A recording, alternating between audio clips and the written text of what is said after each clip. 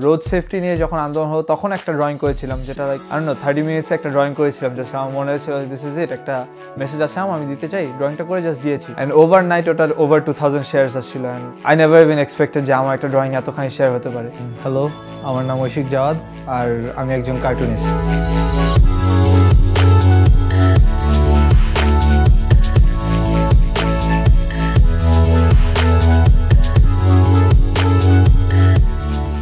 Cartoon আঁকা শুরু হয়েছে ছোটোবেলা থেকে আঁকাই, বাট সবচেয়ে বড় ইন্সপিরেশন ছিল ছোটোবেলা আই থিঙ্ক অ্যানিমেজ।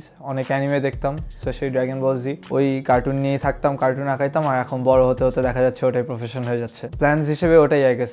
এখন মানে আমি পড়তেছি বিউপিতে মার্কেটিং, বাট হোপফুলি আমার প্রফেশনটা কার্টুনিং নিয়েই থাকবে। নিউজ পেপারে কাজ করতে চাই, পলিটিক্যাল কার্টুনিস্ট বা নিউজ পেপারের ফিচার কার্টুনিস্ট হিসেবে। কমিক বুক বের করতে চাই, নিজে কমিক্সের আর্টিস্ট হতে চাই। অলরেডি ডেইলি স্টারে ছোটো ছোটো কমিক স্ট্রিপস করতেছি, সো হোপফুলি ওটা কোনো একদিন ফুল বুকসে হয়ে যাবে, তারপর রেগুলারলি ফুল বুকস করা হবে। আর এই যে কার্টুন পিপলের সাথে কাজ করছি, সো ওটা একটা কমিউনিটি বিল্ডিংয়েরও একটা কাজ করার ইচ্ছা আছে। দেখা যাচ্ছে যে আসলে কার্টুন আঁকার কমিউনিটিটা অত বড় না বাংলাদেশে।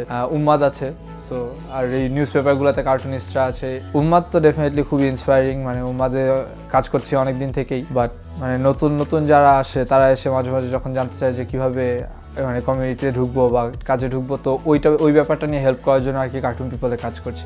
এসএসসির পরে দেখা গেছে 2014-এ আমি একটা ওয়ার্কশপ করছিলাম উম্মাদ আর ঢাকা কমিক্সে। সো ওই ওয়ার্কশপটা আগ পর্যন্ত আমার অলওয়েজ একটা ধারণা ছিল যে প্রফেশনাল কার্টুনিস্ট হতে হলে কিংবা কমিক বুক আর্টিস্ট হতে হলে ওটা আসলে বাংলাদেশে পসিবল, আমার বিদেশেই যেতে হবে। সো তার আগ পর্যন্ত ওরকম একটা মানে চিন্তাভাবনা নিয়ে আঁকাচ্ছিলাম। সো এর আগে যেহেতু কখনো মানে নিজে কোথাও আঁকা শিখিনি বা কিছু করিনি, তো ঠিক করছিলাম যে এসএসসি পর ছুটি আছে, ওয়ার্কশপটা করি। তো ওই ওয়ার্কশপটাতে গিয়েই আসলে আমার বাংলাদেশের ইন্ডাস্ট্রিতে যারা আছে মেনলি ওদের সাথে ফার্স্ট টাইম দেখা হওয়া শুরু করে। ওখানে গিয়ে আমার ফার্স্ট টাইম আসান হাবিব স্যারের সাথে দেখা হয়, মেহেদি ভাইয়ের সাথে দেখা হয়, তন্ময় ভাইয়ের সাথে দেখা হয়, আসিফ ভাই, মিশু ভাই, সবার সাথে দেখা হয় ওখানে। এবং ওখানে গিয়ে আমি তখন ফার্স্ট টাইম বুঝতে পারি যে না, অ্যাকচুয়ালি আই থিঙ্ক বাংলাদেশেও করা পসিবল, বাংলাদেশে এই প্রফেশনটা নিয়ে আগানো পসিবল। সিন্স এতজন পারতেছে, আমি পারবো না কেন?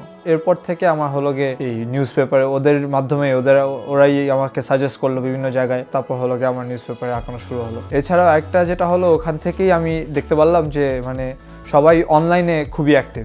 অনলাইনে ফেসবুকে কিংবা ইনস্টাগ্রামে মানে সবাই ড্রয়িং আপলোড দেয় কনস্ট্যান্টলি, এবং দেখলাম ওটার একটা হিউজ অডিয়েন্স। তখন বুঝতে পারলাম যে বাংলাদেশের কার্টুনের সিনটা একটা খুব বড় পার্ট হচ্ছে হলো গিয়ে মানে অনলাইনে হচ্ছে। আমারও ওই জিনিসটা খুব ইন্টারেস্টিং লাগলো যে মানে আমি এখন চাইলেই ড্রয়িং করে জিনিসটা পাবলিশ করে দিতে পারবো। আমার এখন মানে কোনো নিউজ পেপারের জন্য ওয়েট করতে হচ্ছে না, কিংবা কোনো কিছুর জন্য পাবলিশ হওয়ার জন্য ওয়েট করতে হচ্ছে না। আমি ড্রয়িং করে দিয়ে দিতে পারছি।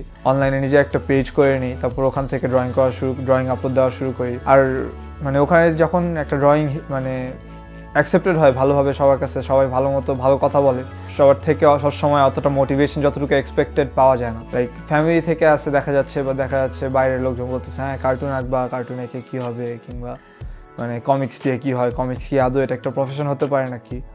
তখন যখন মানে ফেসবুকে কিংবা অনলাইনে এত রেসপন্স পাচ্ছি, সো ডেফিনেটলি একটা মোটিভেশন হিসেবেও কাজ করে। ড্রয়িংস ফার্স্ট টাইম যখন হলো গিয়ে ভাইরাল হওয়ার টেস্টটা পাইলাম হলো গিয়ে আমি কোটা আন্দোলন নিয়ে একটা ছোট একটা ড্রয়িং করছিলাম। তো ওইটা হলো গিয়ে 300-350 শেয়ারের মতো আসে, এবং মানে আমার মাইন্ড পুরো ব্লোন হয়ে গেছিলো যে ও মাই গড, একটা ড্রয়িং এতগুলো শেয়ার হতে পারে। So that was really inspiring for me.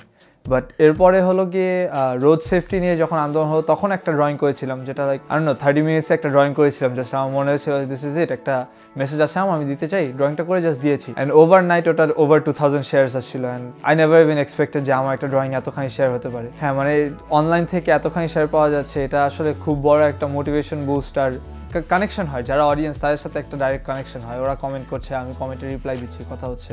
হয়তো অন্যদের কাছে অত করো না, বাট আমার কাছে over 2000 shares was amazing. Cartoons মানে এই আগের স্টোরিটা থেকেই বোঝায় যে মানে it's a very good platform, an Assam platform for giving out messages. জিনিসটা সবচেয়ে বড় ব্যাপার হচ্ছে জিনিসটা ড্রয়িং দিয়ে যেহেতু it doesn't have a language barrier, জিনিসটা এমনভাবেই আঁকানো হয় বা জিনিসটার পয়েন্টটাই এমন যে একজন দেখেই যাতে সাথে সাথে যে মেসেজটা দিতে যাচ্ছে সেটা বুঝতে পারি। এবং এই জন্য আমার মনে হয় এটা খুবই স্ট্রং একটা মিডিয়া, বিকজ রাইট নাও এই মানে ইন্টারনেটে যেখানে গ্লোবালাইজেশন এত বড় একটা, এটা খুবই ইম্পর্টেন্ট। সবাইকে একসাথে একটা মেসেজ দেওয়ার খুব বড় একটা ওয়ে হলো কার্টুনস।